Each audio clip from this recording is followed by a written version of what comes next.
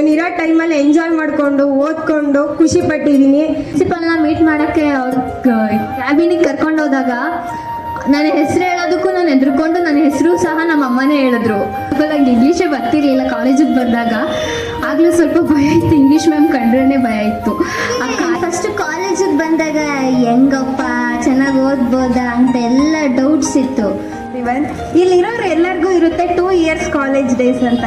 ನನಗೆ ಒಂದೇ ಇಯರಲ್ಲಿ freshers party send off 2 ಆಗ್ತಿದೆ. ಆ ಖುಷಿ ಇದೆ ಮತ್ತು ಬೇಜಾರು 2 ಇದೆ. ಯಾವುದೇ ಧೈರ್ಯ ಇಲ್ಲದೆ ಜೀವನದಲ್ಲಿ ಏನೋ ಸಾಧಿಸಬೇಕು ಅನ್ನೋ ಹಠ ಇಲ್ಲದೆ ಏನೂ ಇಲ್ಲದೆ ಪ್ರಿನ್ಸಿಪಲ್ ಕ್ಯಾಬಿನೆಟ್ಗೆ ಹೋಗಿದ್ದು. ಸೊ ಈವೆಂಟ್ಸ್ನು ಮತ್ತು ಎಲ್ಲ ಪ್ರೋಗ್ರಾಮ್ಸ್ನು ಪರ್ಫೆಕ್ಟಾಗಿ ಮಾಡಿ ಖುಷಿ ಪಟ್ಟಿದ್ದೀನಿ. Thank you so much. ನಾನು ನಿಮ್ಮೆಲ್ಲರ ಮುಂದೆ ಬಂದು ಮಾತಾಡ್ತಿದ್ದೀನಿ ಅಂದರೆ ನಮ್ಮ ಕಾಲೇಜ್ ಅಷ್ಟು ಧೈರ್ಯ ನನಗೆ ತುಂಬ ಕೊಟ್ಟಿದೆ.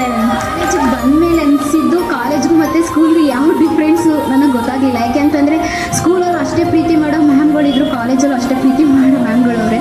ನೋಡಿದ್ರೆ ಸಾಕು, ಪ್ರಿನ್ಸಿಪಲ್ನ ನೋಡಿದ್ರೆ ಸಾಕು ಟೀಚರ್ಸ್ ಹೆಂಗಿರ್ತಾರೆ ಅಂತ ತಿಳ್ಕೊಳ್ಳೋಕ್ಕೆ. So thank you very much sir ಅಂತ ಹೇಳಕ್ಕೆ ಇಷ್ಟಪಡ್ತೀನಿ. Sir, thank you for giving seat in this college sir. ತುಂಬ ಖುಷಿ ಆಯಿತು, ಬಟ್ ತುಂಬ ಬೇಜಾರಾಗಿತ್ತು ಅಲ್ಲಿಂದ ಬರ್ತಿದ್ದೀನಿ ಅಂತ. ಬಟ್ ಇಲ್ಲಿಗೆ ಬಂದಮೇಲೆ ನನಗೆ ಇಲ್ಲಿ ಸಿಕ್ಕಿರೋ ಡೈಮಂಡ್ಸ್ ಥರ ನೀವೆಲ್ಲ ಟೀಚರ್ಸ್ ಆಗಿರ್ಬೋದು, friends. So the first thing this college gave me was the best principal.